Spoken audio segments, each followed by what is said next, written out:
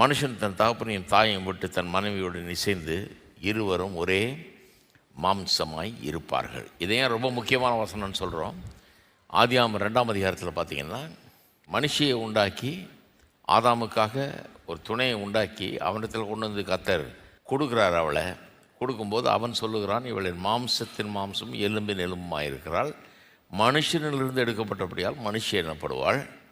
இது நிமித்தம் புருஷனானவன் தன் தகப்பனையும் தாயை விட்டு தன் மனைவியோடு இசைந்திருப்பான், அவர்கள் இருவரும் ஒரே மாம்சமாய் இருப்பார்கள் அப்படிங்கிறான். அங்கே ஆரம்பிச்சது. அங்கே மேரேஜ்னால் என்ன, திருமணம்னா என்ன அப்படிங்கிறத பற்றி ஒரு பெரிய ஸ்டேட்மெண்ட். அது சுருக்கமாக ரொம்ப கச்சிதமாக அழகாக சொல்லியாச்சு.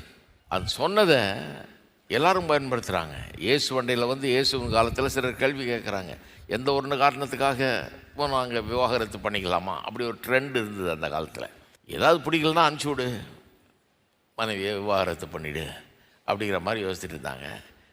அப்போ இவர்கிட்ட கேட்குறாங்க, எந்த ஒரு காரணத்துக்காகவும் மனைவியை விவாகரத்து பண்ணுவது சரியா அப்படின்னு கேட்குறாங்க. அப்போ அவர் சொல்கிறாரு, ஆதியில் மனுஷரை சிருஷ்டித்த தேவன் அவர்களை ஆணும் பெண்ணுமாக சிருஷ்டித்தார். அது 1ஆம் அதிகாரத்தில் இருக்குது. அப்புறம் சொல்கிறார், இது நிமித்தம் 2ஆம் அதிகாரத்துக்கு வந்துட்டார். மனுஷனுக்கு மனுஷியை உண்டாக்கி கொடுத்த பாவம் என்ன சொன்னான், அதுக்கு வந்துட்டார்.